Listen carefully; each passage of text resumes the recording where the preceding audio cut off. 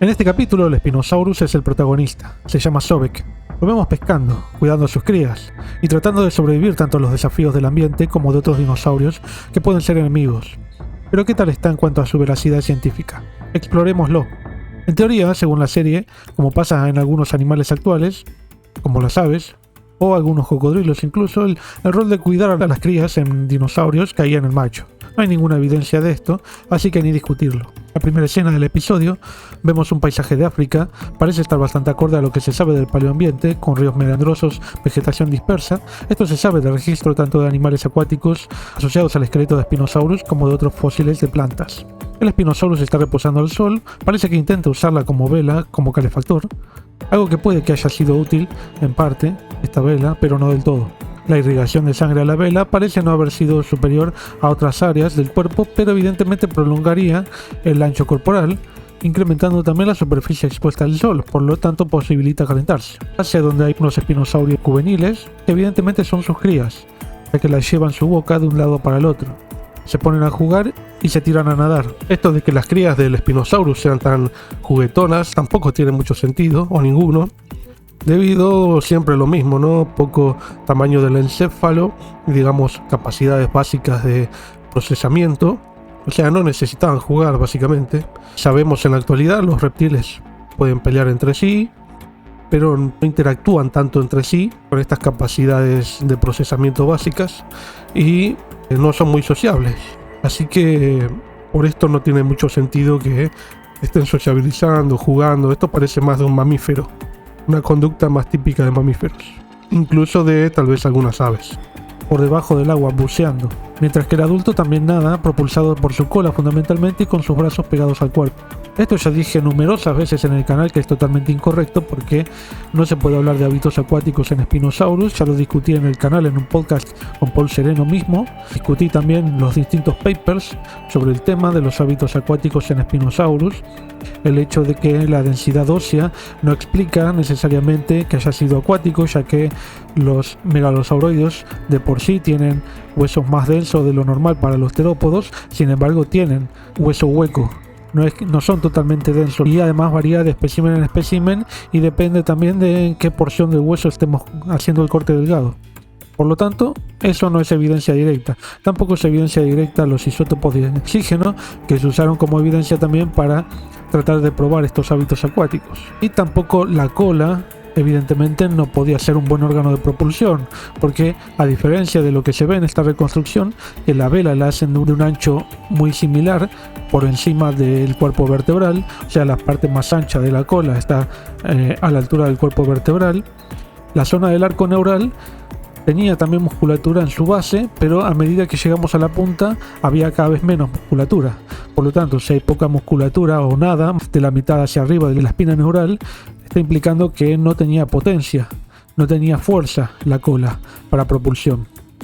Y los arcosemales por debajo también formaban como una vela de la cola, pero de nuevo con cada vez menos musculatura a medida que llegamos a la base. Cuanto más distante estamos del cuerpo vertebral, menos musculatura había.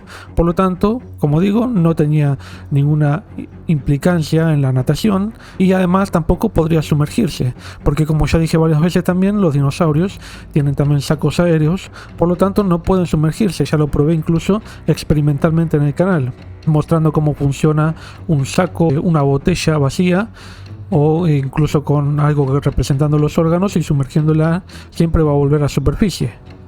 Así pasa en estos animales, no pueden hundirse, excepto que tengan adaptaciones particulares al nado, como los pingüinos y otras aves, escasas aves, pero si no tienen esas adaptaciones no pueden sumergirse, es imposible. Y por tanto tampoco los brazos plegados hacia el cuerpo tampoco tiene sentido, porque ya digo, o sea, solamente la cola vendría a ser el órgano de propulsión, lo cual no podía serlo, evidentemente. Podría nadar, sí, podría nadar como cualquier otro dinosaurio, propulsado por sus patas, en superficie,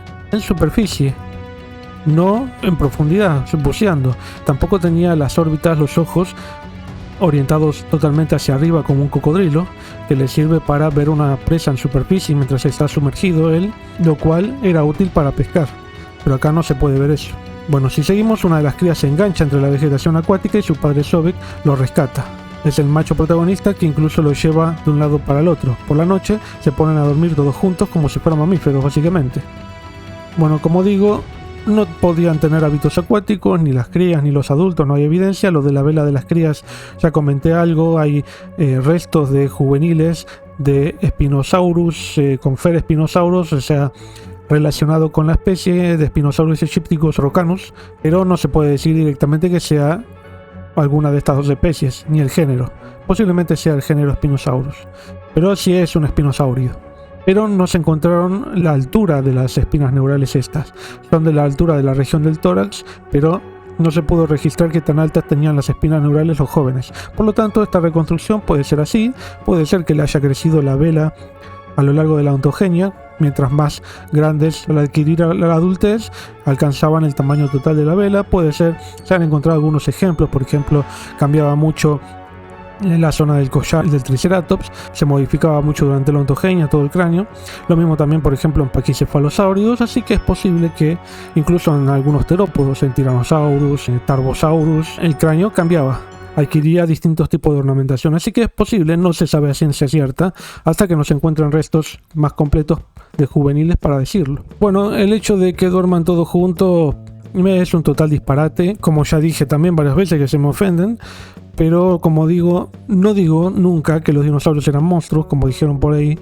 Lo que sí digo es que tenían el céfalo extremadamente reducido. ¿Esto implica que eran tontos, torpes? No, porque los cocodrilos cuidan a sus crías durante cierto tiempo. Tienen el céfalo extremadamente reducido, o sea, estos hábitos de cuidado paternal son básicamente instintivos. Los tienen porque lo tienen que hacer. Por ejemplo, un ave también hace sus nidos de forma totalmente instintiva, los hacen porque los tienen que hacer, a pesar de que tengan un encéfalo mucho más grande. Pero sin embargo, este comportamiento de cuidado paternal de las aves es más sofisticado que el del reptil, de un cocodrilo. El cocodrilo, cuando las crías crecen, las ve perfectamente como presas al poco tiempo. Eso es solamente para poder prolongar, poder darle más chances a sus genes, a sus crías, para sobrevivir hasta la adultez, o para el periodo reproductivo, por lo menos, para que alcancen la peor época en la que son más predados por otro cocodrilo posiblemente, y bueno, de alguna forma evolutivamente adquirieron esta capacidad de cuidar a sus crías. Pero no quiere decir que sean súper inteligentes, ni que se reúnan así como con afecto hacia el padre, que duermen todos juntitos, así como si fueran todos una familia muy unida, un padre soltero. Bueno, todo eso no tiene nada de sentido. Estamos hablando de dinosaurios, de reptiles, un encéfalo reducido, de animales. Los animales de por sí no se comportan así. Siempre tienen conflictos, e incluso en las mejores familias hay conflictos. Luego, durante el día, caminan por la orilla del río para buscar otra área para poder encontrar comida, cuando hay un Elosuchus, un cocodriliforme, acechando un hadrosáurido, pero aparece un Carcharodontosaurus del otro lado del río y se gritan con Sobek. Posteriormente a que este Carcharodontosaurus acaba con el hadrosáurido, del cual no se sabe que haya un hadrosáurido de la zona de donde proviene, donde ha sido encontrado en Marruecos y en Egipto, y tampoco ni siquiera el Ouranosaurus se ha encontrado asociado al Spinosaurus. Pertenece a la formación El Ras y Spinosaurus no está allí, y además es anterior. El Ouranosaurus es un poco más antiguo en edad, de otros niveles estratigráficos también. Por lo tanto está mal, y al no conocerse un hadrosáurido, pero es probable que haya habido alguno. Ahora se encontró otro hadrosáurido en Egipto, pero es maastrichtiano, no es cenomaniano aptiano, no es de esta época a la cual pertenece Spinosaurus. Y que lo despache tan fácil el Carcharodontosaurus a este hadrosáurido me parece muy simple, ¿no? Muy simplista, pero bueno. Digamos que si lo agarraba muy por sorpresa, era una cría chiquita, sí, obviamente iba a ser más bestial el ataque, y cuanto más pequeñas sean las presas, era mejor para el Carcharodontosaurus porque no tenía una gran fuerza de mordida. Ya hablaremos mucho más en detalles de esta reconstrucción del Carcharodontosaurus, que me parece que tiene muchas cosas interesantes para discutir, bastante cosas que están mal, como por ejemplo esa cara, esa región facial muy musculosa, con escamas muy gruesas, demasiado gruesas, prácticamente como si fuera un lagarto. No eran lagartos, eran arcosaurios. Los lagartos son escamados lepidosaurios, así que no podemos decir, no hay una relación tan cercana con los lagartos como para tener lo mismo que ellos. Tienen una relación más cercana con cocodrilos y las aves, porque las aves son dinosaurios. Bueno, Sobek se aleja para no tener problemas con el Carcharodontosaurus, se van y tienen hambre, siguen con hambre porque no comen por un cierto tiempo. Encuentran un grupo de Paralititan, un saurópodo titanosáurido que tiene estos escudos dérmicos que pudo haberlos tenido, tal vez no. Está bastante bien hecho el Paralititan, un titanosáurido, está hecho como un titanosáurido promedio, digamos. Pero este grupo de Paralititan, caminando por una zona pantanosa con una gran vegetación de árboles donde podrían alimentarse, dejan un cadáver por detrás. Entonces el Spinosaurus con sus crías tratan de alimentarse, una de las crías van corriendo hacia el cadáver para comer, pero ya hay un Carcharodontosaurus, no sé si es el mismo de recién, debe ser.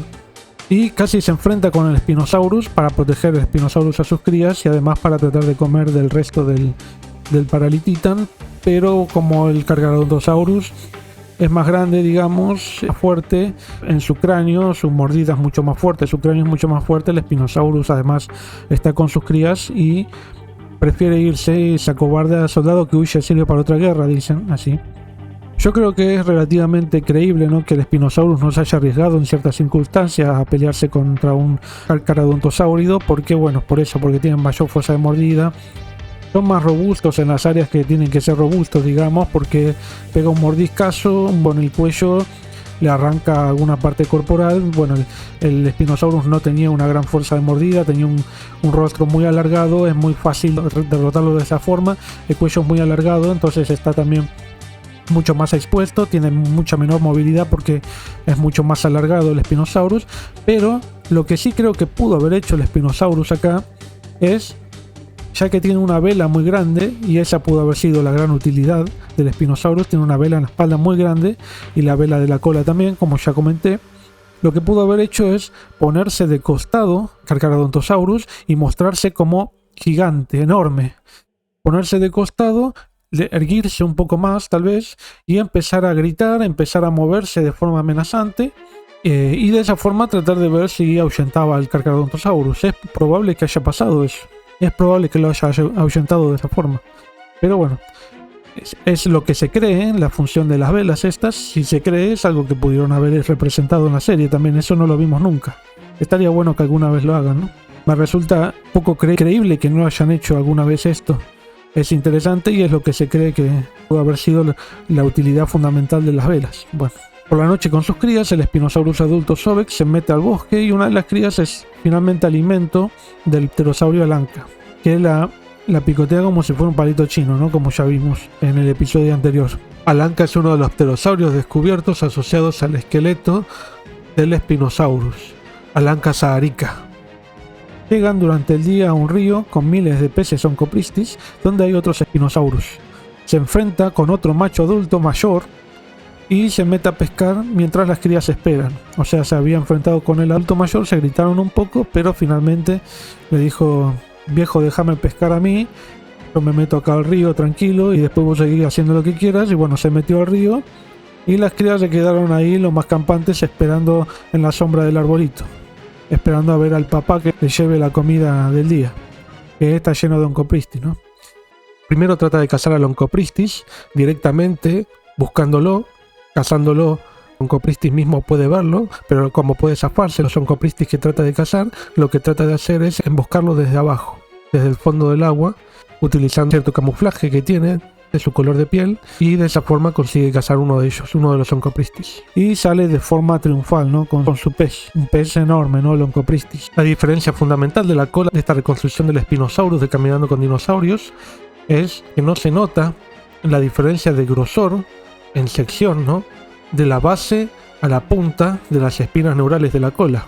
Como dije, si había una inserción de músculo mayor en la base que arriba, vos tendrías que esperar que la cola pase de ser gruesa a ser muy fina de golpe. Acá no se ve. Acá se ve un mayor grosor en la zona del cuerpo vertebral y luego que es igualmente gruesa a todo lo largo. Entonces da la falsa sensación que puede tener musculatura suficiente como para propulsar al dinosaurio. Y así no era, porque como dije, la mitad de la espina neural aproximadamente no tenía musculatura. Solamente estaba recubierta por fuera de piel, básicamente. No se conoce cuántos Spinosaurus pudieron haber habido. en la misma época, viviendo al mismo tiempo. Sí se sabe para el Tyrannosaurus, se han hecho estimaciones de unos 20.000 individuos a lo largo de los 2 millones de años que vivió la especie. A diferencia, bueno, del Spinosaurus no se conoce. Se conoce por lo menos el espécimen de Stromer, que se destruyó durante la Segunda Guerra Mundial por bombardeos. Después se conocen muchos dientes encontrados dispersos en los estratos, pero no se sabe de cuántos individuos pudo haber sido, cuántos especímenes. Evidentemente también intercambiaban dientes cada cierto tiempo, por lo tanto pueden haber sido dientes de pocos especímenes. Y después se conoce el espécimen que estudió Sereno con Nizar Ibrahim, que es el mismo del espécimen del cual se estudió el cráneo en 2005 por D'Alsasso y Maganuco. Por lo tanto, debieron haber varios Spinosaurus conviviendo al mismo tiempo. Tampoco se sabe qué extensión temporal vivió, o sea, el biocrón del Spinosaurus no se conoce. Así que no se sabe ni la población durante un determinado periodo de tiempo, por estimaciones ni por nada, porque necesitas alrededor de 100 especímenes para hacer por lo menos empezar a aventurar alguna estimación de diversidad, de abundancia, de densidad poblacional. Y al igual que no se conocen diferencias entre machos y hembras, no se conoce el comportamiento diferente del macho con respecto a la hembra, por lo tanto, no se puede conocer porque no se sabe cuál era macho y cuál era hembra en los esqueletos. Evidentemente tanto el macho como la hembra tenía la vela en la espalda, no es un rasgo de macho o de hembra, por lo menos no que se pueda ver en los fósiles en sí, en los que se conocen. Por lo visto era un rasgo de la especie, no de género masculino o femenino, no de dimorfismo. Y finalmente el macho adulto, el viejo, lo ve con el pez, parece que le da envidia, le muerde en el cuello muy gravemente, y el Sobek puede sacudírselo al viejo, se lo saca de encima y le grita, le dice: ¿por qué me mordiste, che? Y bueno, y levanta de nuevo al pez, al Onchopristis que cazó, se lo da a las crías, pero lamentablemente no resiste las mordidas porque le perforó la carne del cuello y parece que le pudo haber lastimado a alguna vértebra cervical, y además le perforó la tráquea, que es por donde respiramos, ¿no? Entonces finalmente se tira en el suelo, muy ya debilitado completamente por las mordidas, y bueno, tiene mucha sangre, está sangrando mucho del cuello, y finalmente pierde la vida dejando a sus crías con el resto del Onchopristis, que era lo que vienen buscando durante todo el episodio, no algo para comer. Finalmente lo logra y pierde la vida, cerrando todo este arco de personaje de Sobek, digamos, ¿no? De cuidado y de buscar la presa o comida para sus crías, que era lo que, si hubieran podido comer a Paralitita, ya estaba, ya podía seguirlo más tranquilo, ¿no? Porque ya tenían ese cadáver ahí a disposición. Este cuerpo de Sobek está basado en el espécimen colectado recientemente por Ibrahim y colaboradores del equipo de Sereno, también de la Universidad de Chicago, desde alrededor del 2011, basado en los materiales que también habían estudiado en parte los paleontólogos italianos D'Alsasso y Maganuco, que solamente estudiaron partes del cráneo, la mandíbula, ya que pertenecían a restos colectados por un coleccionista privado que los había comprado a un colector que estuvo en el sitio, en el yacimiento de donde salió el Spinosaurus nuevo, y posteriormente el equipo de Ibrahim averiguó dónde era ese sitio y fue con el propio colector de los materiales originales del 2005 de D'Alsasso y Maganuco, y colectaron muchos más restos, lo cual también permitió estudiar mejor de dónde provenían los estratos, cómo era el ambiente, a qué animales estaban asociados, entre otras cosas como la edad del Spinosaurus Sobek, ese que se ve en el episodio, que estaría alrededor de 17 años, 18 años, lo cual no sería un adulto mayor, sino que sería un adulto joven. Por esto hablan de los 11 metros de largo, sin embargo sabemos que este espécimen mediría unos 14 metros de largo de acuerdo a los propios análisis de Sereno y de Ibrahim. Antes pensaban que medía unos 18 metros, pero encontraron que eso fue sobreestimado. Pero tampoco mide los 11 metros que dice la serie. Sí era un adulto joven, ya que podría haber crecido un poco más. Entonces se trata por lo menos del terópodo más largo conocido y posiblemente el más pesado. No se pararía en una postura muy alta, pero si estos cálculos son correctos vendría a ser el terópodo más grande, ¿no? Varias proporciones por lo menos. Sobek se muere cerca de la costa del río en donde está con sus crías. Sabemos en la actualidad que los restos del Spinosaurus fueron encontrados asociados a sedimentos relacionados con los cambios del cauce de un río. Este río tendría que haber llegado hasta donde estaba el Spinosaurus, este cadáver, para poderlo sepultar. Podemos pensar que esto pudo haber sido en aumentos estacionales del caudal y de esta forma lo sepultó, lo cual también llevaría a que sus restos no se sepultaran inmediatamente, lo cual lo haría más susceptible a que vengan carroñeros y se comen los restos, o que se descomponga y que nada lo tape. Por lo tanto, lo más probable es que haya muerto más cerca de la costa, más cerca de la orilla del río, que más hacia adentro, como se lo ve acá. Es lo más probable, ¿no? En los sedimentos del río, también estaban formados, había parte de conglomerado que acá vemos en este capítulo, lo cual indica un aumento drástico del caudal entre estaciones, muy posiblemente.